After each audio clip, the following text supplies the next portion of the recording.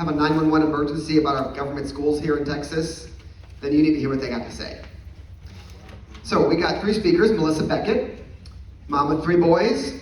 She volunteers her time as a parent advocate in education. Lee Spiller, the executive director of the Citizens Commission on Human Rights Texas. And Jamie Haynes, the founder of Texans Wake Up, who was spurred into action in 2020 when she was alerted to sexually inappropriate books her son was required to read in his English class. So, I'm going to pass the microphones off to them, and I'm going to let them finish off the meeting here.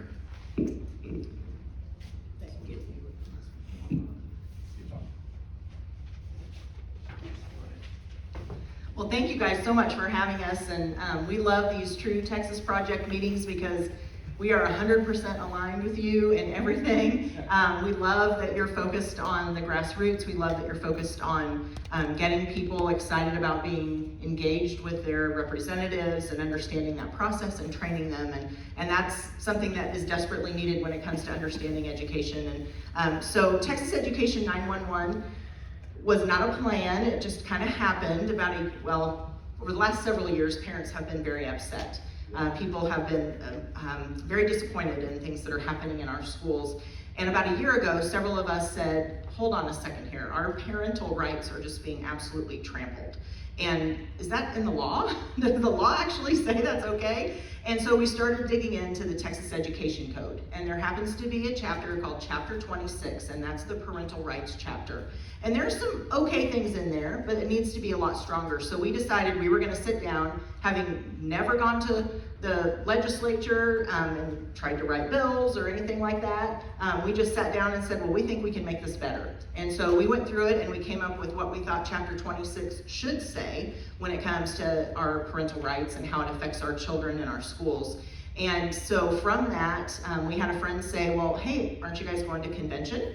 Well, what's that? Okay, we'll go to convention. And then that same friend said, well, you need to drive the conversation about parental rights there, not just show up. And so that's where these 13 priorities came from, and hopefully you all have one of those push cards that has that on there. And this is really just a summary of the work that that group has been doing. But that group wasn't just the 12 of us that met every Wednesday for the last year. We're still meeting. It was a representation of all the groups all across Texas that have been networking, especially the parent groups or the groups that are really connected with parents. And so this is not the opinion of just the 3 of us. It's not the opinion of just the 12 primary people on the call. It is literally what parents are asking for all across the state when it comes to protecting their rights in education and improving what is happening with their kids in schools. And so our purpose here today is really to confirm what is happening in schools, because most places think it's not happening, or they try to convince themselves that it's not. We're not going to be able to give you tons of details because we don't have enough time, but we're going to give you resources at the end where you can choose to educate yourself on more detail anyway. And then if you would hold your questions till the end, we're going to leave about 10 minutes to the end for questions. But for now, what we're going to do is we're going to walk through and not talk about these priorities one by one. What we're going to do is focus on the problems in the schools, and then we're going to share with you which of these priorities are going to help fix that. So we're going to go ahead and get started. And well, before we do that, I want to say thank you to Jamie and thank you to Lee. These guys are awesome. And they are here on volunteering their time, and they're not doing this out of anything other than their heart, that they know that public education needs to be changed. And Jamie, you recently pulled your son out of public school, is that right? So you don't even have a kid in public school anymore. That's correct. Oh, sorry. Yes, is that on? Oh. Press it on the bottom. Oh, now it looks like it's on. Yeah. Oh, sorry. Yes, so I have 2 children. One's at Lubbock Christian University, he's first year, freshman, and then my youngest son is a junior. And we were in a school district, Canyon ISD, and went to a smaller 1A, Happy ISD, and then they got some social emotional learning curriculum called Rhythm, which we might talk about this evening, and I couldn't do it, not to mention it was a 20-minute drive for us to get there and back, and so we started homeschooling, yes. And I just realized I don't have the little clicker. It's not working, so. Oh, okay. So I'll just do like this maybe? Yeah, if you'll just tell me when to plug, and I'll be your clicker. Actually, I'm gonna walk over here and hand you my clicker, because I think that'll be easier for you. Lee, why don't you tell them a little bit about what you do? Hi, I'm Lee Spiller. I'm the Executive Director of the Citizens Commission on Human Rights in Texas. We're a mental health watchdog group. So what that means is we deal with abuses in the mental health system. And unfortunately, that's starting to spill over into schools. The first stuff I was working on was shock treatment, particularly the elderly being shocked. Yeah. Right up here in Amarillo, that was the shock treatment capital of Texas. And that shock hospital ended up having to end that program. But over the years, and particularly since 2011, there have been more and more and more programs going into the schools.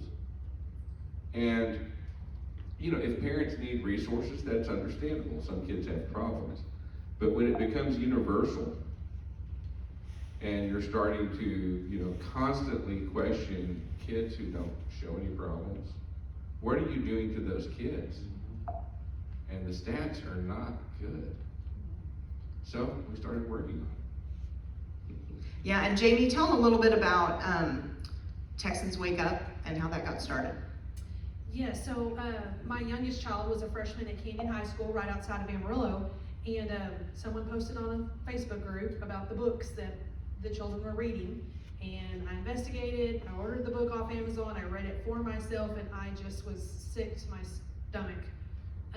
My son is a young, doesn't matter how old he was, but he was a young freshman. He was still very sweet and innocent, he still is, but I just, this was sexually explicit material, it was extremely inappropriate, and come to find out after we did a little bit more research that there were 5 books on the list. My son picked this book because his educator, his English teacher, told him that this was the least worst book. Least worst book, can I say that? No. After reading all the books, she was correct, it was. And anyways, I just said naively, if I just let the community know, right, they will stop this immediately. And I came, so I launched a website, I started an organization called Texans Wake Up, and I was wrong. I've been in battle for a couple of years where our district has finally pulled 13 books, but the library is still chock full of wildly inappropriate books. And we're, as you know, we're still in the battle. And so it's very likely that these books are in your children or grandchildren's library here in Lubbock as well, or at the surrounding communities, and you probably just don't know. And possibly the librarian might not know, just because they're flowing in everywhere. But I started a section on my website that has book reviews. So you can go to TexansWakeUp.com and click on books and see a lot of the worst books and that are popping up everywhere in Texas, and check those out. But that's how it began. Okay, so now I'm clicking it and it's not going anywhere. Well, she just used it, didn't you? Yeah. Aha. Look at that. The E decided to drop off of legislative, probably because yesterday they forgot they were representing us. And yesterday's a really good example of the fact, and you all know this, you can teach all of us this, that it's just a battle as part of this big war. I mean, we are in a civil war right now in a lot of different ways, and that is the same in our schools. We are definitely in a civil war when it comes to saving our kids. If we do not save them this legislative session, I hate to say it, but we will have lost them. If we don't get done what needs to get done this session, which is these 13 priorities in our public schools, then run for the hills, because you cannot send your kids to public school anymore. And we're going to go through all the reasons why. But we do not take a position on school choice from a Texas Education 911 standpoint. And the reason for that is there are lots of people fighting about that, but no matter how that ends up, we still have kids that will be in public school, and every one of them deserves an excellent public school education. And that's what we are fighting for. And so we're going to go through and talk about some of the problems in the schools. And the first one we're going to talk about is the fact that parental rights were not respected at all. We are treated like the enemy. Their teachers and administrators are told to not speak to us. You see what happens at board meetings. They're just absolutely disrespected. I have a friend who showed up at her board meeting on Monday, and she was prohibited from talking about things that the law says that she should be able to talk about, because they don't like the things that she has to say. and she is a parent. And so it is big schools, it's small schools, it doesn't matter.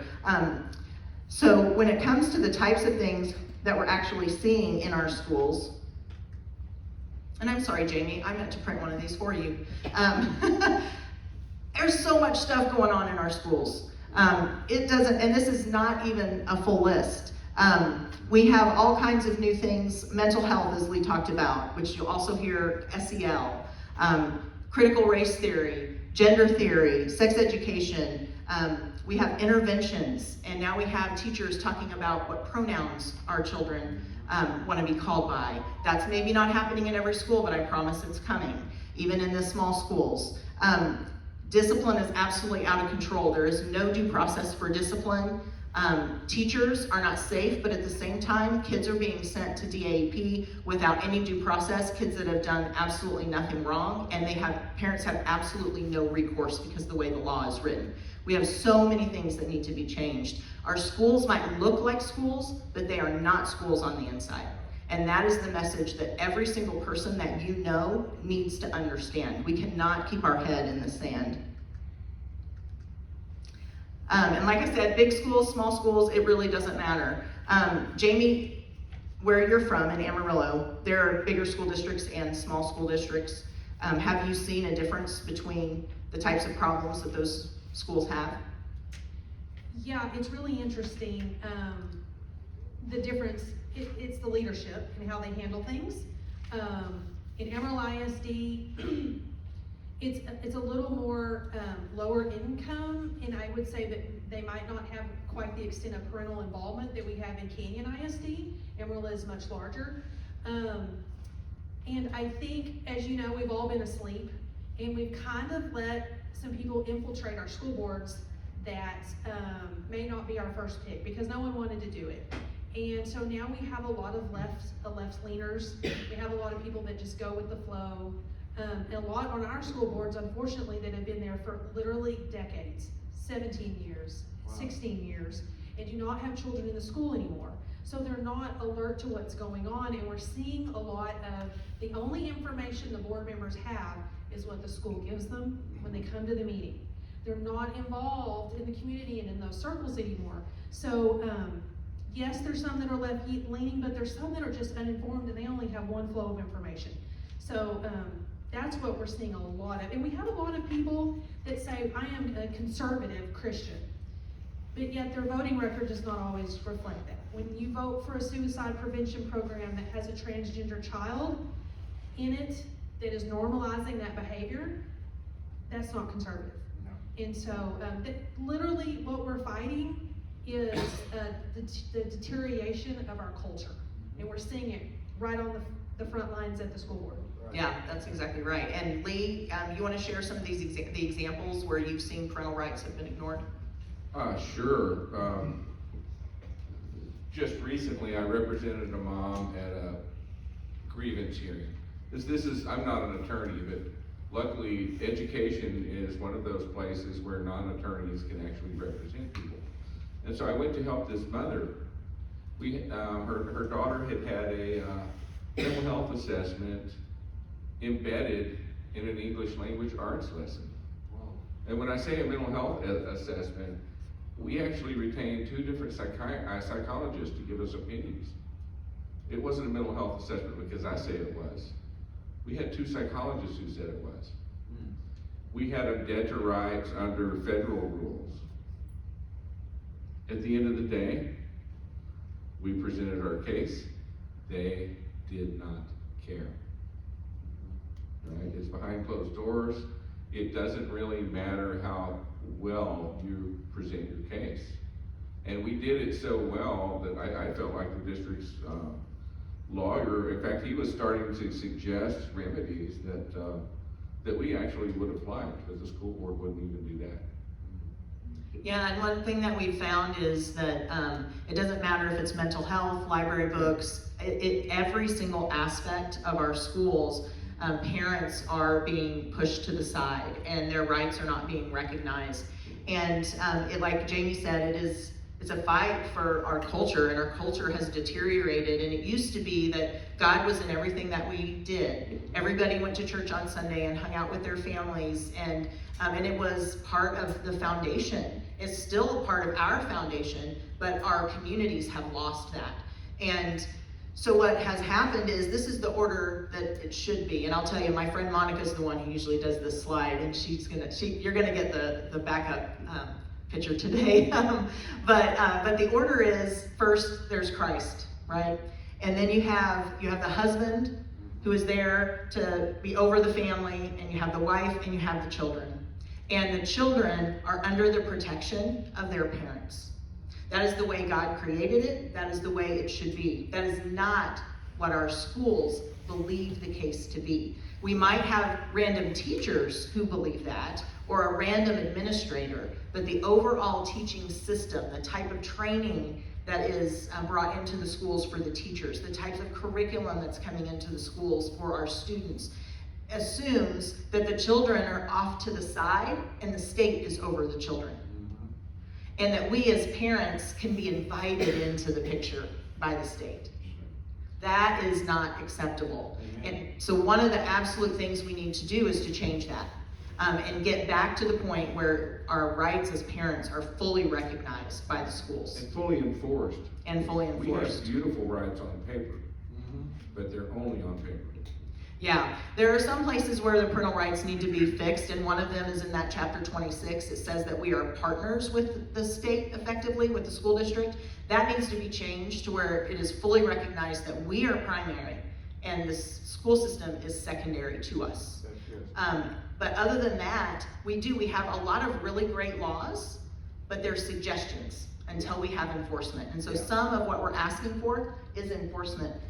Go ahead, Jamie. I was gonna throw in, speaking of enforcement, the principal that I was dealing with the first book initially, made the mistake of telling me about the grievance process with the schools. So this is the avenue that parents are supposed to take when you have an issue with your local public school district. And so there's different levels, level 1, level 2, level 3 goes to the school board. So I've filed 7 grievances with my local school board, and then I've also filed complaints with the Texas Education Agency, TEA. And what I've learned from that is that too can be manipulated. They, as Lee said, they don't care, and I don't mean that mean, but you have to go to level 3 and get it in front of the school board, but even at that, they don't want anyone to know, they want to keep it quiet, and they're not gonna give you anything you want. Maybe a little, but you're bringing awareness to the subject when you do it, and it's exhausting going through it mentally. And the school immediately when that starts, you're assaulting them is the way they feel, and it's World War III. And so it's very challenging on so many different levels, particularly in a small community. But even when you go up to the TEA, they're not doing anything. They don't even respond to you for weeks. And then it's a simple email, it's resolved, you're done. There's nothing in the process. And like Lee said, there's no teeth in education code. Nothing happens. I mean, it's very disheartening when you try to do the right thing. It is, and Lee, I did move that quote for you, and we're gonna go to it next, but I wanna the way Jamie described that was so good. I wanna go back to this, the way it's supposed to be, the way we all believe life is. And think about the school system, they're seeing themselves off to the side with the child under them. So they're getting upset because they believe their rights are being infringed upon by us as parents. And that is an education problem, it's an indoctrination problem. And everything that they're taught lines up with that, which is unfortunate. And so I wanted Lee to share this with you at this point because it gives us a lot of color as to how a lot of this has happened. Right, and I actually have to respond to something you just said. I would like to know what school districts and school boards hear from their attorneys, because there are some decent people on school boards, and there's certainly plenty of decent teachers. But you get in that situation where now you've accused them of something, and it feels like, okay, we can't admit that we're wrong because then we'll be liable, right? So you end up with this logjam. Like in the case I was working on, did we get everything we wanted? No, we got one thing. But when everything was said and done, then the the district's general counsel had the audacity to come up and go, you know, I want to explore the remedy that you suggested, right? Just not in that case, because they would be wrong. Right? But a lot of what we're seeing in schools right now, and when you hear about social and emotional learning, you're talking about values, attitudes, beliefs, and behaviors. And to me, it's an extension of something called the progressive education movement. Right? So in the late 1800s, the father of modern psychology, Wilhelm I, in Leipzig, Germany, he decided man didn't have a soul. And then he started training people. Well, one of those people came back to the US, and then he trained some of the icons of American education. You know, people like John Dewey, Eddie Lee Thorndike. And so this movement started that was kind of anti-family, or, you know, felt like they wanted to manipulate children's behaviors instead of educating them so that they could think for themselves. And so we've collected quotes from, you know, the early 1900s on, I guess the latest one I have is from like 2019. But here are a couple of really quotes that closely resemble what we have going on right now. This is from 1961. It was from a federal report called Action for Mental Health. School curriculum should, quote, be designed to bend the student to the realities of society, especially by way of vocational education.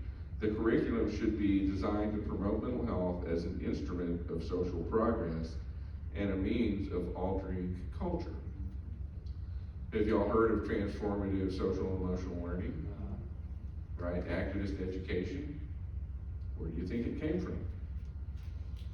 All right, here's another one. Every child in America entering school at the age of 5 is insane because he comes to school with certain allegiances to our founding fathers, toward our elected officials, toward his parents, toward a belief in a supernatural being, and toward the sovereignty of this nation as a separate entity. It's up to you as teachers to make all these children, sick children, well by creating the International Child of the Future. That's Chester M. Pierce, psychiatrist, and he was addressing the Childhood International Education Seminar in '73. And so that just gives you a little bit, a teeny tiny picture of that the motives have been around for a very long time. And they might not be this direct when they're doing a workshop for teachers or those types of things, but this is the motive behind this. Well, and now they're assessing social qualities, for example. Y'all heard of panorama surveys? Panorama surveys? It's a company, and you have these kids being surveyed frequently, and you'll see some of the questions after a while. But it's some pretty personal stuff, and then they keep dashboards on things like empathy, emotional regulation, self-efficacy or self-agency. Things like those are really subjective terms, and what does that have to do with 2 + 2 = 4? Right.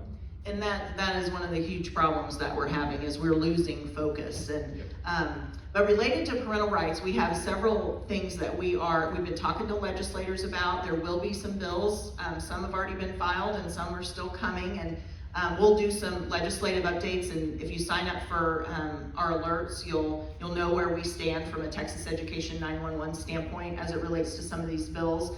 But parents need to be listed as primary, not only just in the education code, but that needs to be fortified in our Texas Constitution, those God-given rights that have been given to us, not listed, just that we are the authority on all matters, all the time, as it relates to our children. Schools need to be fully transparent with parents. You've probably seen where they haven't been transparent, and we could give you story after story after story of lack of transparency, where they do not believe that it is any of our business what is going on in the schools. They're using things like competitive advantage. Sorry, that would harm the curriculum company's competitive advantage for you to see something. Or they're saying that copyright is going to keep us from looking at things. And they're even asking people to sign non-disclosure agreements so that then they can say, well, we can't disclose it. And so transparency is a huge problem. And if we don't get rid of those excuses, no transparency bill that comes out is really going to be very effective if they can continue to hide behind those things. I want to pop this in real quick because we're doing a review of the Amplify English Language Arts curriculum, and there's a portal that Texas has set up, for Texas Amplified, the TEA is set up that you can log in, any parent, you can go, anybody can log in and create a login and go look at it. But what they're not showing you, if you have children in the school districts, you need to remember this. If you do get to look at your curriculum, which is a challenge, you need to also ask, I want to see the test. This is what the teacher has. I want to see every single assessment that has been given to my child, because that's what we're not getting to look at as well. And sometimes parents don't even think to ask for that second part. Right. And it's so important, because what we're finding in the curriculum alone is alarming. I can't imagine the questions that are being posed to children. And I'm going to just throw this in with Lee's social emotional learning points, that really what they're doing is they are breaking down the inhibitions of children.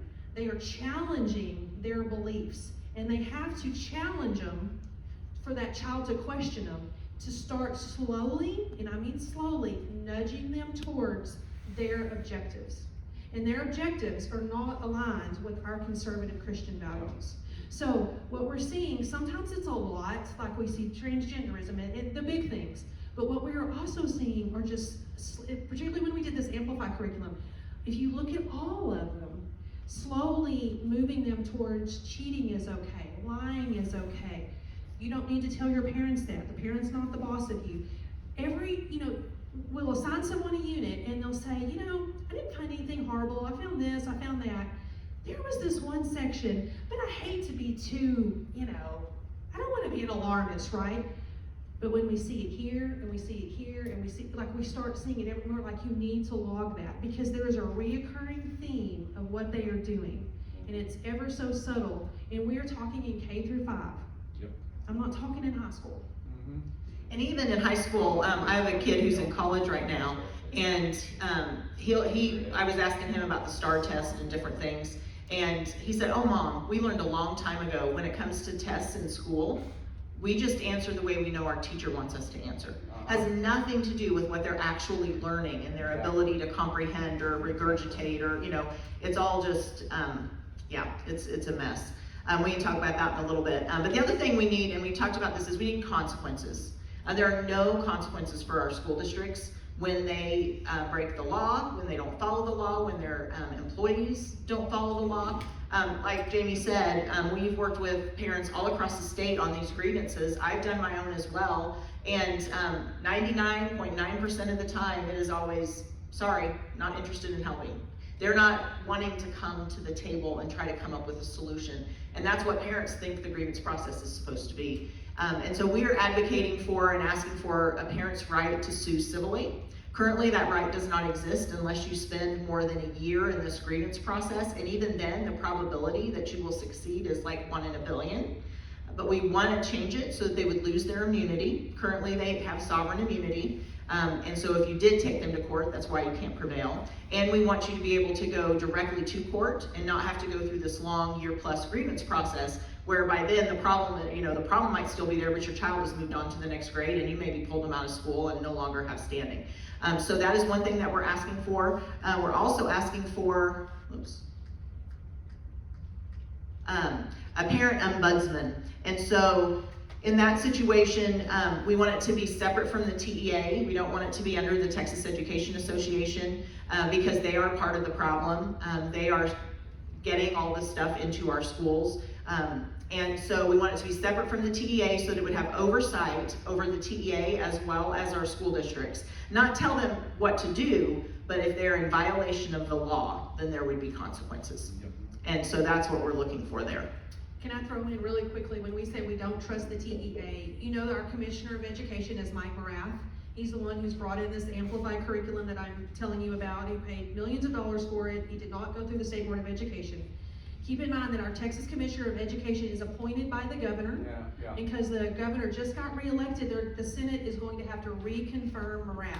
I think it's a very slim chance that they won't reconfirm Mike Morath, but you can please call Senator Perry, your senator, and say, please don't confirm Morath. He's had his chance. Let's Amplify aside, our STAR scores are horrible. It's not good. Let's give someone else a try. He's been there for 5 years. He doesn't have an education background. He was a software engineer, and he is pushing ed tech on Texas big. Yeah, and that's the other thing.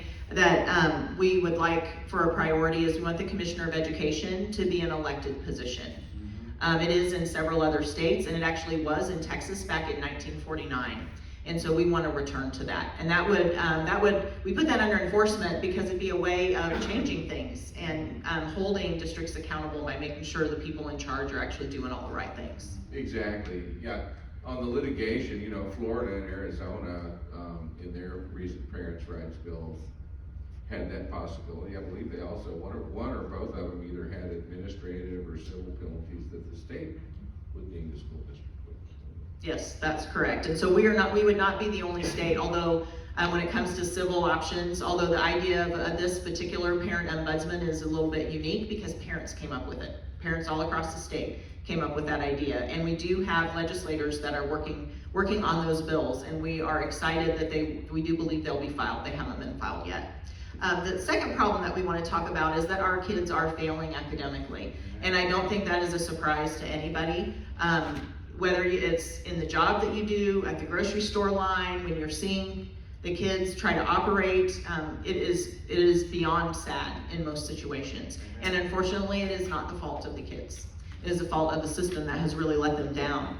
And so I want to just show you here, these are some numbers that I pulled for Lubbock related to the STAR. Let's see, does this work? Okay, good. So if you were to look here, like 8th grade math, let's look at that. So since 2018, our math scores for students that meet expectations, we're saying only 33% back in 2018 met expectations in Lubbock ISD. They went up a little bit, and then COVID hit, and then this is where we've been since COVID. I will say this is the one location where after COVID it actually drops off quite a bit. Most places that's actually not the case. Most places it effectively returned to its bad numbers that it had before COVID. Go over here to math, I'm sorry, still on math, go over here to masters. So look at this. So we're saying that this in 8th grade, 4% masters math. Wow. Now masters means you understand the concepts fully, Yeah. right? So this is where everybody should be. This is where we should want, so 4%, 2%, 2%. And if you happen to catch Fox News this morning, they actually reported, I guess some new numbers came out for the whole country, that we are abysmal in math. Yeah. And that should not be a surprise to anybody. And then I just want to show you these charts. So again, 8th grade, we're looking at reading, math, and science, but I'm going to focus on math. So that teeny, tiny sliver, this is 2022, that's the 2% that masters it. To the left, that's that small percent that meets it. Over 75% does not meet math expectations for 8th grade. But I promise you, they will all move on to 9th grade. They will all move on to algebra, even though they have no concept of what the basics are to be able to even comprehend algebra. And so it's a huge problem. But you'll see, notice the little line I have here, whoops, right here. So I split the grays. I want to explain this to you. This big section on this side, if you go to the TEA's website, that's actually called approaches meet. What? Approaches meeting, like approaching meeting expectations. And then they call this side the don't meet. Is that like a participation trophy? Yeah, Sounds that's like another me. problem. But I want to point that out because the data on the TA's website is misleading people. Yeah. It's making people think that the numbers are still terrible, but the don't meet is significantly bigger. And it doesn't matter if we're talking about science or reading. Now this math is the worst math I've actually seen. But most schools across the state, it's not significantly better when it comes to math. It's abysmal. And I will tell you the kids are doing better in like 3rd grade, but as we move them to 5th grade, I should do another chart on that. The numbers get worse and worse. You get to 8th grade, worse and worse. It's terrible, and it's all across the state, and our kids deserve better. Maybe that's what we should be paying attention to. It is. Do either of you know about ESSER funds? Can you Little bit, explain a little bit about ESSER funds? Sure. ESSER funds was a set of COVID funds that went to schools. And it was a lot of money. I can't remember how many billions it was nationwide, but it was a lot of money. And so this money flowed to schools, and they had to spend at least 20% of it addressing,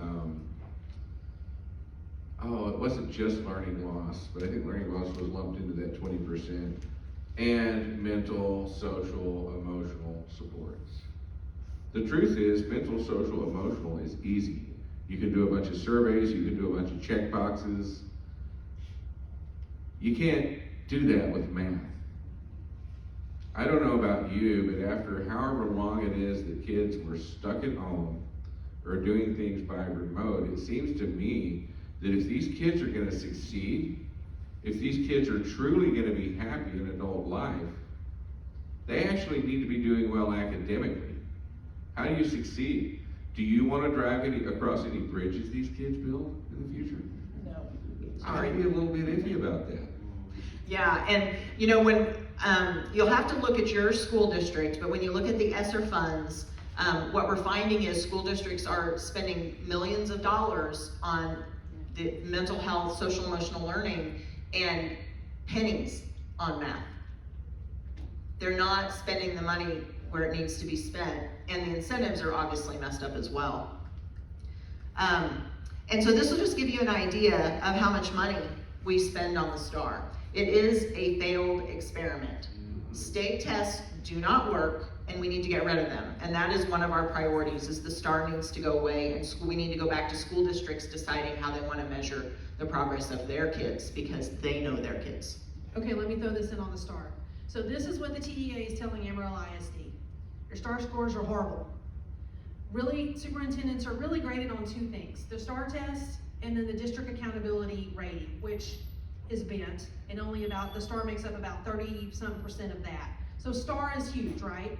So TEA is telling Amarillo ISD Superintendent Doug Loomis, he's like, okay, you can pick whatever curriculum you want, that's gonna cost you money. Or you can pick our curriculum, it's free. And hey, we're rewriting the STAR test this year, it's gonna be all digital now, not paper anymore. And our curriculum is gonna get you better scores on the STAR. Wow. As a superintendent, which one are you gonna pick?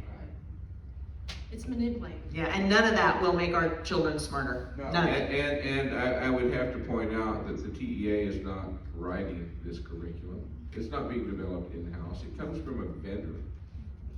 I don't know about y'all, but I'm a little bit offended that we have a state agency that is pushing a vendor's product that hard. Especially in Texas, where everything is big in Texas, we would definitely have the brains here to do that on our own if that was necessary. But as conservatives, we would never choose a state curriculum, right? We would always let the local people take care of it. As it relates to the STAR, ever since, and I don't know why, for some reason, this PowerPoint is not functioning very well, but I think you'll get the point. Reading competencies, math competencies have been down ever since we started state assessments, period. It's a total failed experiment.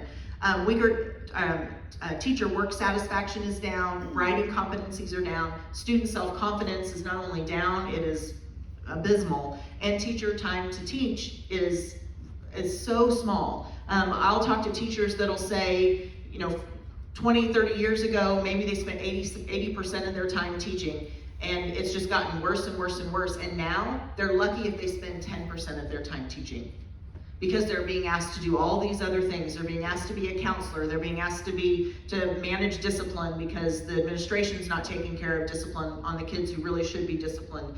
It is just an absolute nightmare for our teachers. We need to continue to pray for them, because we have a lot of really wonderful teachers that are about to jump ship because it is the ship's going down, and we don't want that to continue. And so in addition to eliminating the STAR, we would also like to return to the core subjects and get rid of everything else. Reading, writing, math, and science. Yeah. I do not have history up there right now, and I'm going to tell you why. Our current history is woke. We don't need more woke history. And so until we fix history and get it back to where it needs to be, you need to be teaching history, and do not expect the school to be doing it for you. And what they tried to usher in this last, 4 or 5 months ago, was even more woke. And so that's why history is not currently on the list.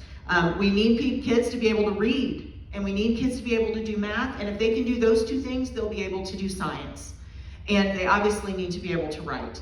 And then all the other things need to go away. School health centers, mental health. There are some school districts across the state that actually have medical facilities there. It's unacceptable that this is what our schools have turned into. And so we want all that extra stuff out. And so when this session, there will have several bills that are related to mental health that you'll find that will get behind the idea of either getting mental health out or making sure that it is only a parental opt-in.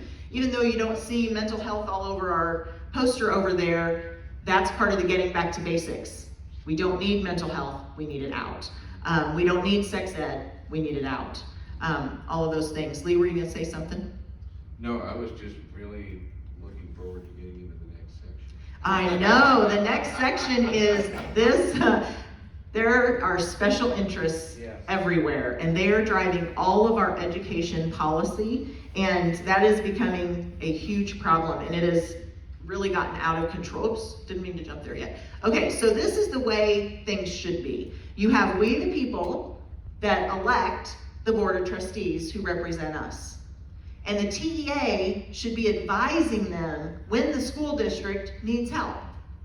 But what's actually happening is we the people are clear down here, we're all covered up, and the TEA is over the school board, and TASB is over the school board effectively, but the TEA is pushing things down to our districts, mandating things, telling them the way they should do things, making things so complicated they have to accept the TEA's help or they aren't going to be able to function. And then all this other stuff around here, whether it be outside attorneys, are a huge problem. Walsh Gallegos is a regional attorney group all across Texas, and we come up against them all the time in grievances, and they're a huge problem. They're not there at all to make sure that parental rights are respected. Again, why we need enforcement on our side. We have our school districts file Medicare. Well, there's Medicaid. Medicaid. Actually, I think there's Medicare and Medicaid, or maybe it's just Medicaid. Okay. Yes, so I mean, they're becoming a business. They're becoming profit centers. And our schools are where people go to make money, rather than to educate our children. And this is just a small number of things that are going on that are distracting from why we aren't actually educating our children. Anytime you have a congregate population, people that are together, they're a target of convenience, right? It's been well known in nursing homes for decades, right? Because they're all housed in the same place, they are a convenient pool of victims. Now, in '97, when I started doing what I do, and I worked on fraud cases, abuse cases, restraint deaths, some pretty heavy stuff, drugging. And when I started, we were still getting these, well, let me back up. Before I started, in the early '90s, you actually had psychiatric hospital chains that would come provide free assessments for schools. Oh, you've got a problem, let us do an assessment. In some cases, you had chains that actually donated school counselors to schools. And guess where the counselors referred to? Right, so in '92, there's congressional hearings. The state passed a bunch of laws to better protect our kids. And I was still hearing, like, there were people still going to prison. We were still dealing with families who were suing those chains. So we've always been really acutely aware that schools make up a target. But I was reminded of it in 2019. There was a program put in North Texas schools called Youth Aware of Mental Health. And I recognized the name of the guy who ran that program. He was a university professor. He's had long-standing ties to drug companies. So we were really concerned about him having access to school kids. So we asked for all the documents on that program. And instead they argued against releasing the documents. And this is part of the argument. We've explained how the university is a marketplace competitor. In addition, we've explained how the release of the submitted information will jeopardize the university's objectives and goals and result in specific harm to the university's marketplace interests. As such, the university asserts that the information at issue is protected from disclosure. Marketplace interest. These are your kids. These are your grandkids. Do you give one heck about a university's marketplace interest? That is insane. Anybody who is more concerned about the money they're making in our schools and keeping what they're teaching our children hidden, they can go take their business elsewhere. Yep. If they don't want us to see what they're actually providing to our kids in any fashion, we don't want to do business with them. And as a parent, that is how we would vote.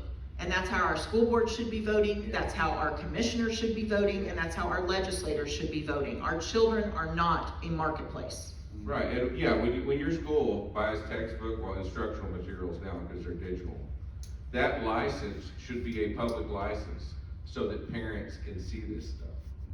I can tell you, Jamie and I met reviewing health textbooks. Really? And I don't know how many hours you put in. I know how many hours we put in, my staff and I, between what we did with State Board of Education and what we did with Austin ISD. We've got 700 hours invested in health textbooks. There's no parent that has that kind of time, and they wouldn't anyway because they have a brief window of opportunity to look, and then their access goes away. Or they gotta go to work, gotta put a kid to bed, gotta make dinner. And we've been trusting our school districts for years to not violate our values, to take care of our children, to keep them safe, and to educate them. And they're not doing any of that anymore. I will just say that after we reviewed those textbooks, that was when I saw the depth of the manipulation in the curriculum. And I saw and I understood, and I could not sleep. I was upset. I was upset for my child. And I just was in a tizzy, and it was when my 1A sweet little farmers school sent out the reminder that we were getting the rhythm app, the social emotional learning app, that the children were to log in on their phone and enter their mental condition every single day, and it was logging on a dashboard.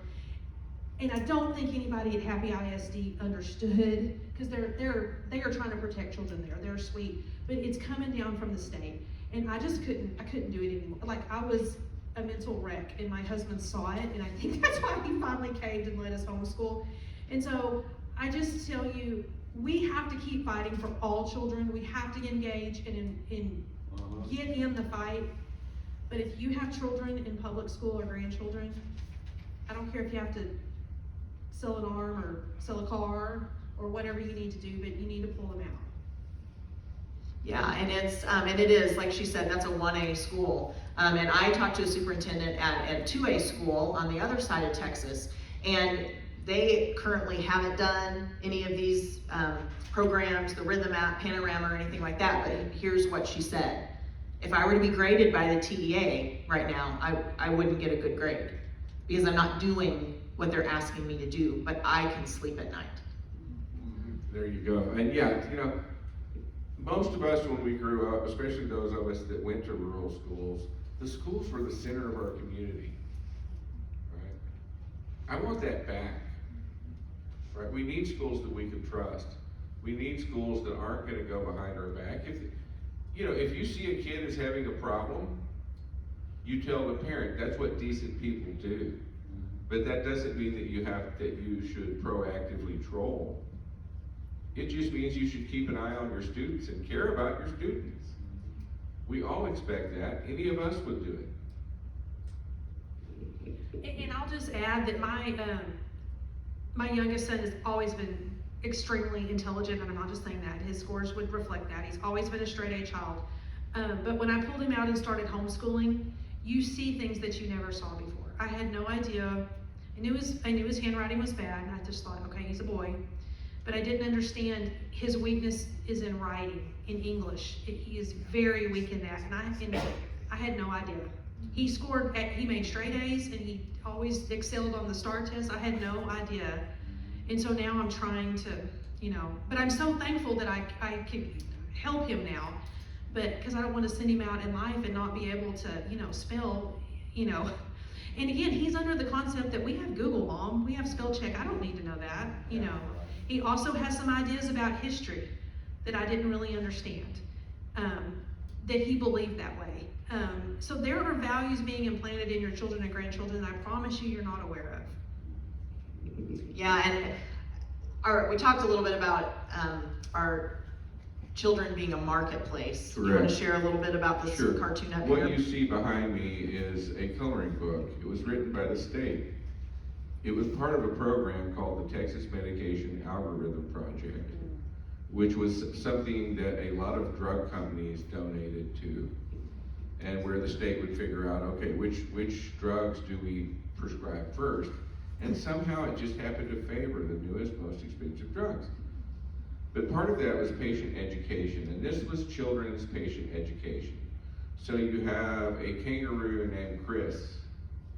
There are no gender-related pronouns in the coloring book, so I don't know what gender Chris was. I don't care. But the bottom line is, Chris was sad, and Chris was sad for a really long time. So Mommy took Chris to a special doctor. Actually, I don't remember how Mommy was described, but Chris's parents took Chris to a special doctor who gave Chris medicine. And now Chris takes medicine every day. And he sleeps better, he's not aggravated, he even gets dessert.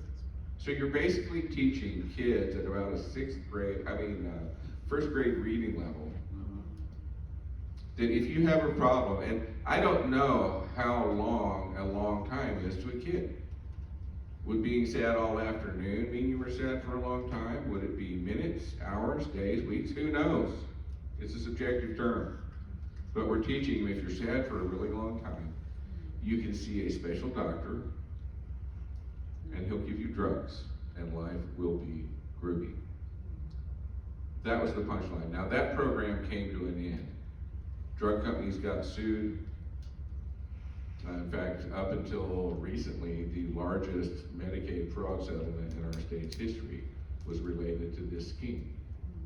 But there were state employees involved in this, and they're still out there. And so Lee, there's going to be a big push for mental health and to continue to push mental health in our schools this legislative session. Mm-hmm. And we never ever want a family or a child to suffer from a school shooting in any fashion. That's correct. And I do believe that some of our legislators have good intent. They believe this is the answer to the school shooting problem. Can you explain why that might or might not be so? Well, number one, we all want kids to be well and happy. But what we don't have is good outcomes data. And the outcomes data that we do have is actually horrible, right?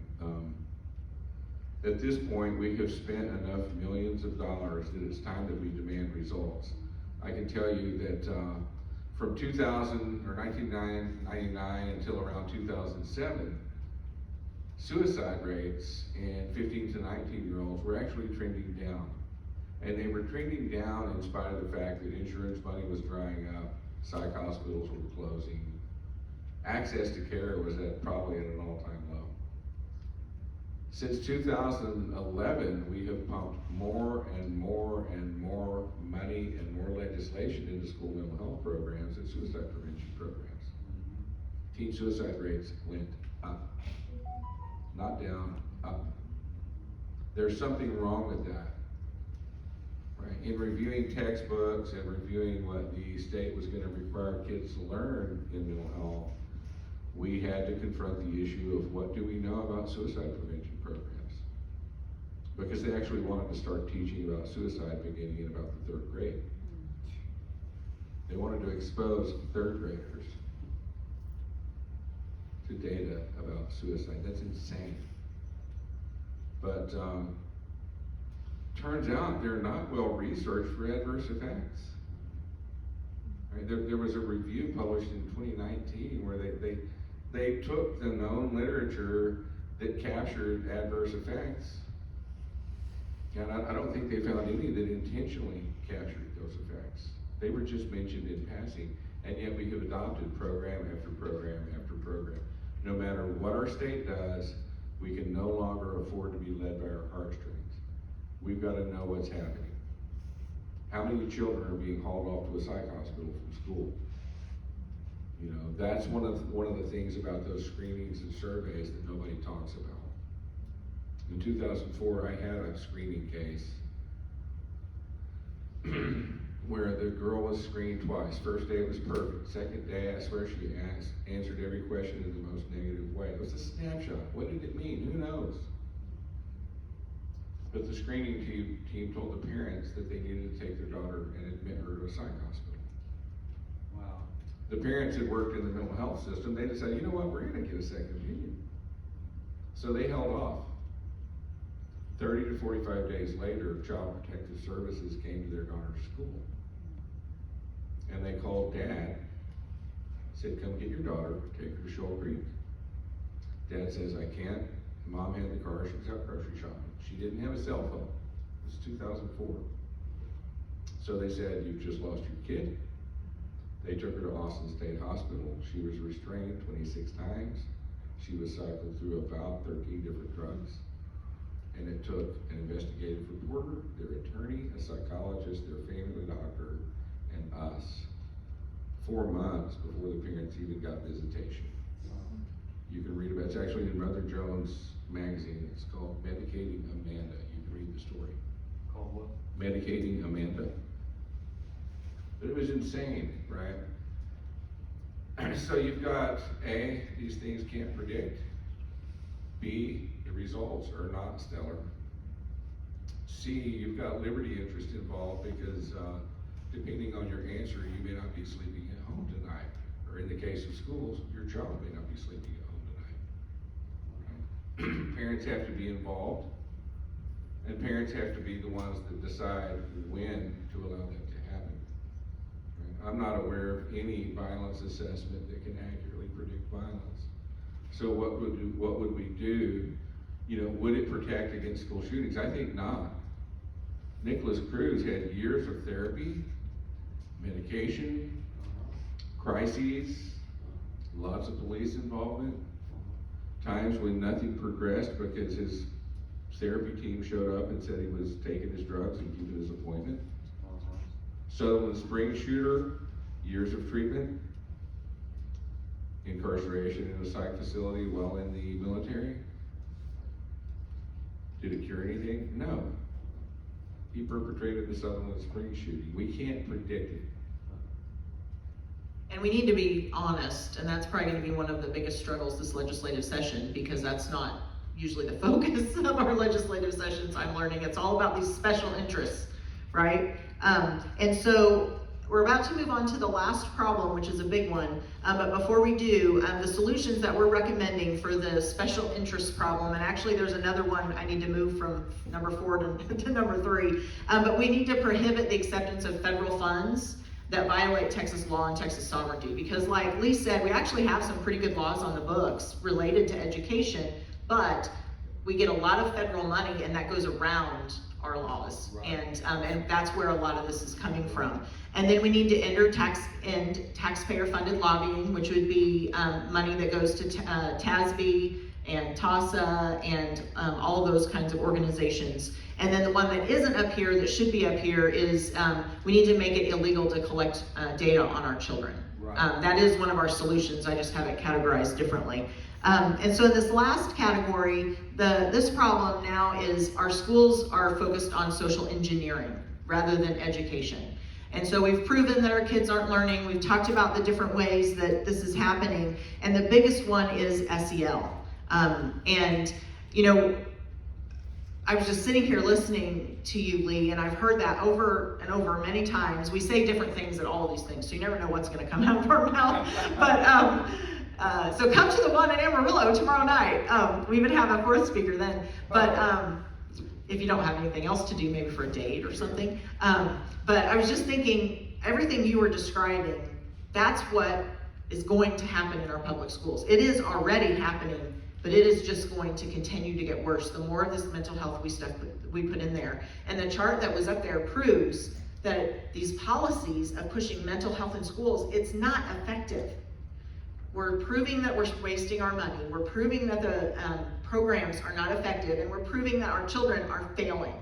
We need some major reforms, not some little reforms. Do you guys want to, Jamie, do you have any experience or knowledge that you could share with us related to SEL, like in this area or anything like that?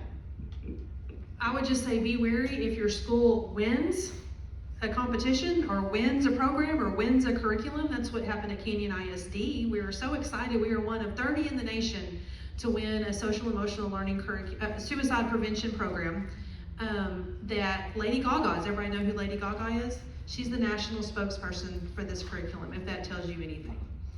If you can even imagine, they had a launch campaign at Canyon High School, and they kicked it off and showed videos of Lady Gaga and all her, dancers, and, lifting her up. You can get on Netflix. She takes off her clothes for a living, okay? And so this is who our school is telling our children to model after. Beware of that.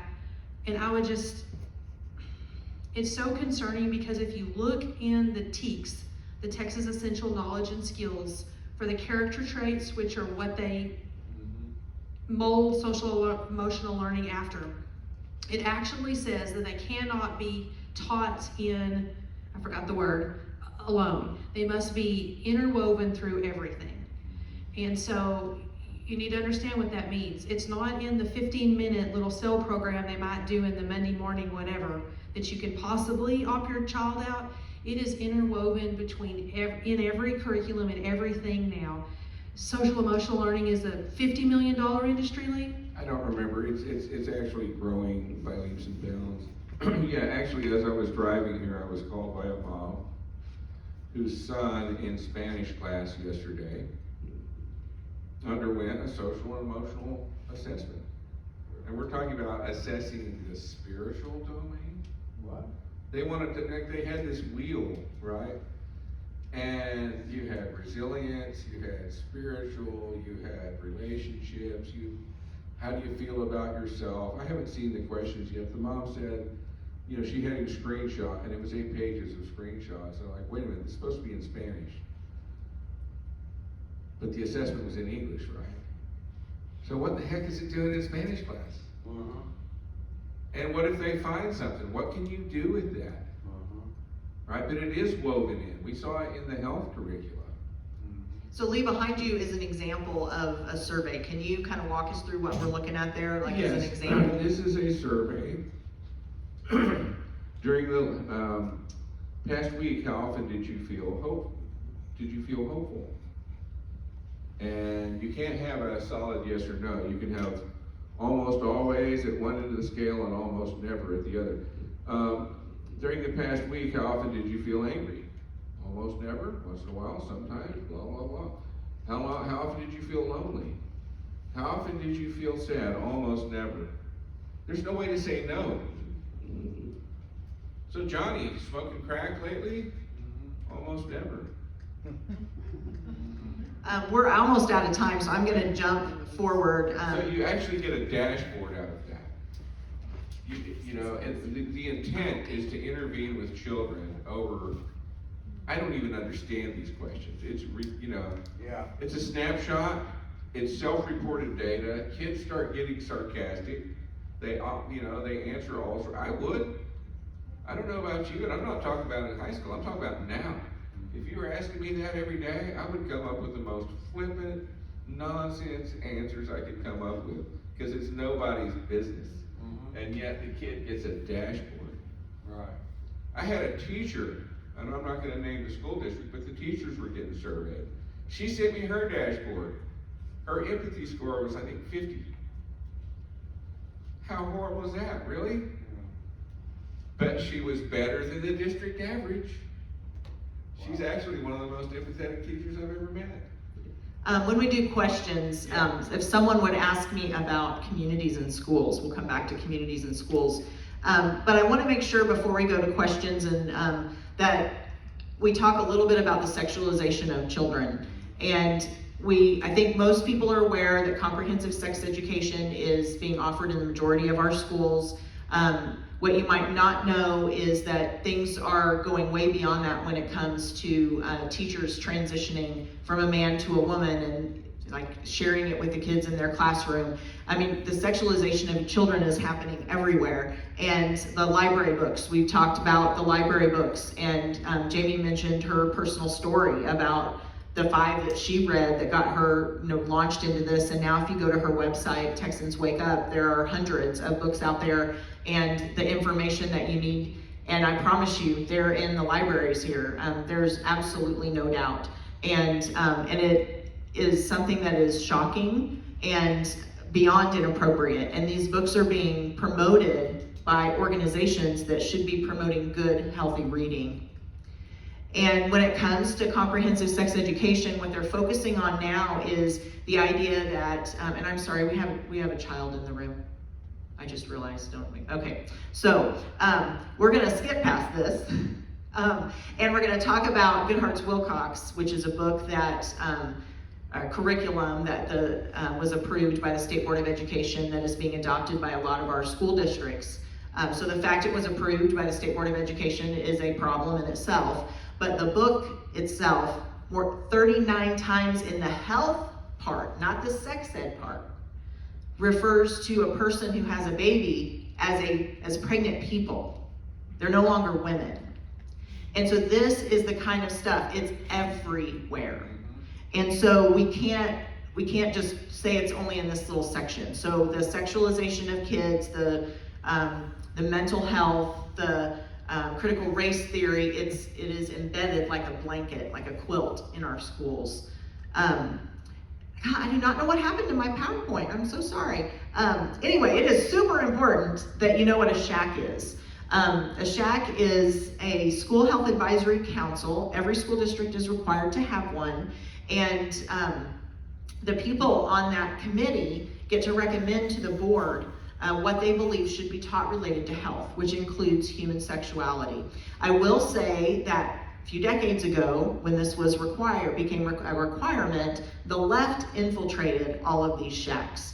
And the SHACs are, in most areas, no matter how conservative your area might be, it is stacked with liberal teachers and liberal parents. And so one of the best things you can do is find out who's on your SHAC, find out what the process is to get on, and try to get on and get people on. And we actually have some trainings where we can help you with that. What's the acronym again? SHAC, School Health Advisory Council. Okay, School Health Advisory Council, yes. Never heard of it. And then what I'd like to do, and then we'll go to questions and we'll just kind of see where the questions take us. But when you came in, you should have gotten this call to action page. And I know you guys, you already know who your state rep and state senator are. If you don't, there's a place here where you can go find them. And a lot of the things on here are things I know you guys are already doing, which is getting involved locally. But we want to make sure that you know that we offer some trainings. And you'll notice at the bottom, there is a web page, texased911.com/training. And it's a secret page, or a hidden page, I guess I should say. You won't find it if you go to our website. You have to know exactly where to go. And some of you might have an old one on here with some old dates, and I apologize, I ran out of copies.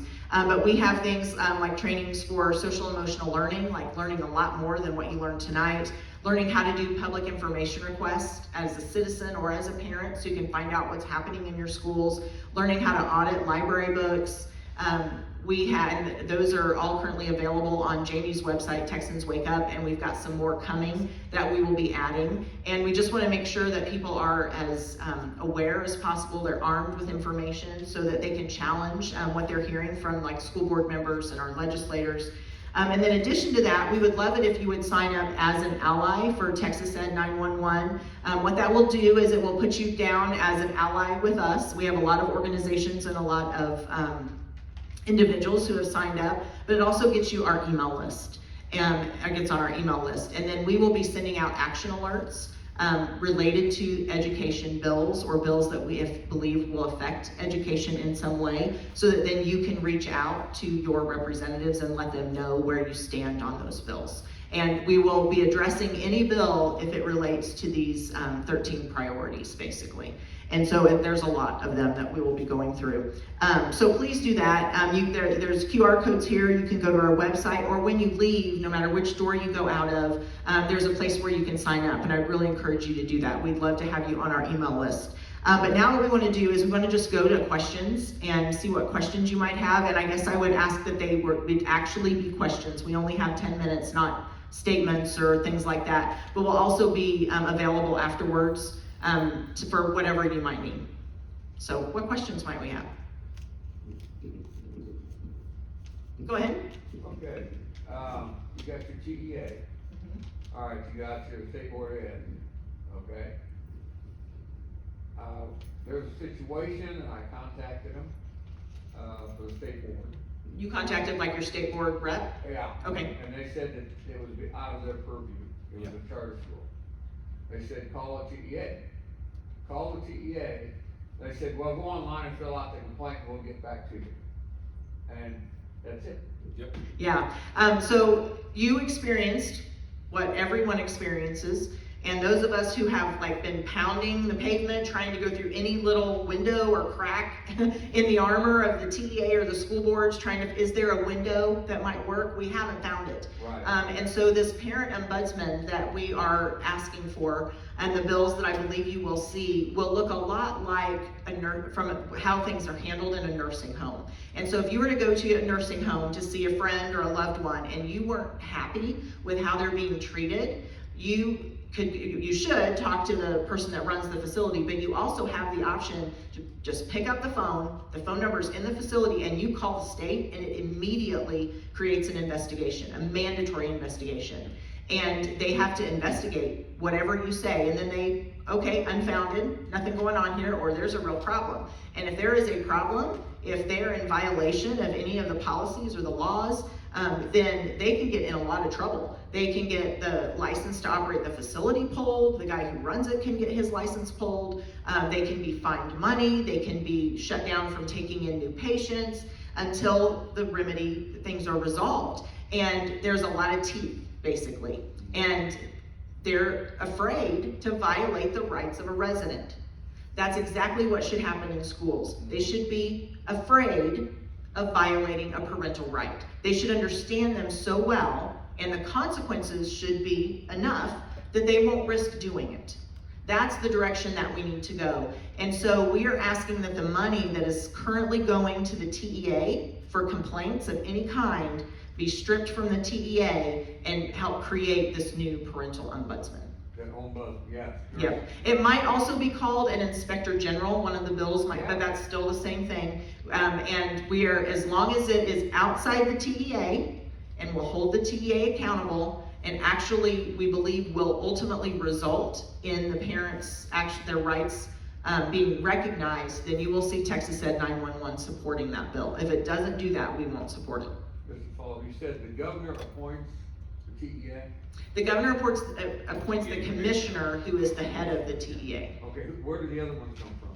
Like the State Board of Education. The State Board of Education appoints the rest of them. The rest of what? Of the TEA. No, it's a whole organization that is effectively Huge hired. agency, yeah. The TEA is a huge agency, so, they hire staff, just like anybody would. So you have a commissioner who's the big honcho, he'll have assistants, whatever, but it's up to him, right? But the governor appoints the commissioner. Okay, so you can focus, if you're gonna complain about him, you need to focus with the governor and say, this guy's not doing his job, or he's doing a terrible one. You could probably focus with the Senate as well, because they have to confirm With who? the Senate, Oh, okay, so my senator. because that's where they confirm the TEA commissioner. Okay. That's exactly right, great question. What other questions might be out there? Yes, sir? How much of this would fall under a RICO statute? A what, A sir? RICO statute? Yes. That's a good question. I've never thought about exploring it through RICO. It's interesting, there was a problem with a chain of psychiatric hospitals holding patients against their will, and an attorney friend of mine sued them under the RICO statute, and it was actually, he did pretty well.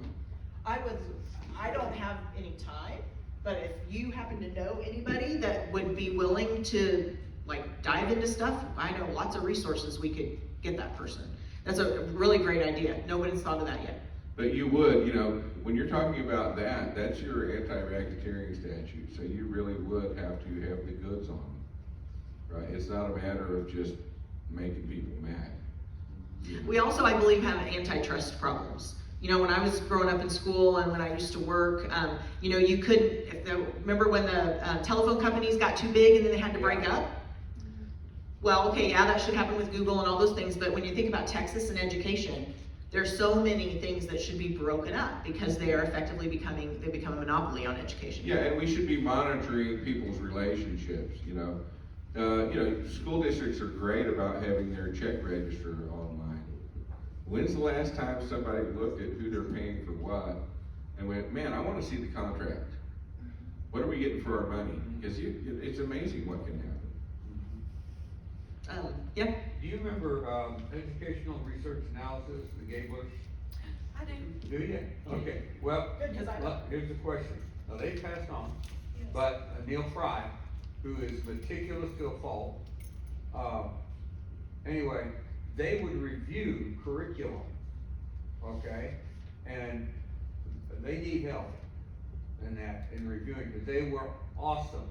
And they stopped a lot of this from getting into the schools through, I guess, the TEA.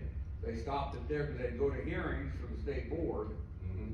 But, I mean, that's just one group. I mean, it's him and his wife right now. We found that to be a great thing to do, What? to actually review curriculum and then, you know, get people to testify at State Board of Education as to what they found. It was a really effective tool. Right. And, for the most part, I felt like the State Board of Education listens, and it's good. You know, ideally, this should be a constructive process. Yeah. Like, I don't like sitting up here and bad-mouthing any particular program. The problem is there are abuses, Mhm. and we should be bad-mouthing abuse. Yes. Yeah. Yes. I do want to add though, Well- I just found out about the Gabblers, Gab- the Gablers, sorry. And I have a blog on my website. If you go to TexansWakeUp.com, click on blog and search for their name. Yes. These people, I mean, they're amazing. They have Yeah. been protecting our children for decades, since the 60s, 70s, 80s Right. past. I spoke to the gentleman you're talking about that's taken over from them Neil? probably 2.5 weeks ago, and they're not as they really focus on history curriculum, and they have safeguarded us for years, and they've passed, like you said, and this gentleman is taking over. They're not pursuing the same kind of work that they used to. He is now focused on curriculum for Christian schools and is helping in that. There is another group called Truth in Textbooks, and I would encourage you guys to, again, you can go to my website and search for Truth in Textbooks, and I have all the contact information. It's a retired military man who is leading that effort, but they have a training program. It's about 30 hours. It's intensive, but he will train you on how to review history textbooks. And this is so important because it's going to come up in 2023, 4 or 5. We'll be looking at history textbooks in Texas, and we are going to need an army to review the slew of what is coming in. And so Truth in Textbooks, look for that. But yes, the Gablers should be, I hope they're in a beautiful place in heaven. All right, everybody, it is after 8 o'clock, so we're going to call that a day. Speakers will be around if you have further questions to ask them one-on-one. We'll be back here Thursday, February the 9th, same location, 6:30. Bring a friend. See y'all then. Thank you.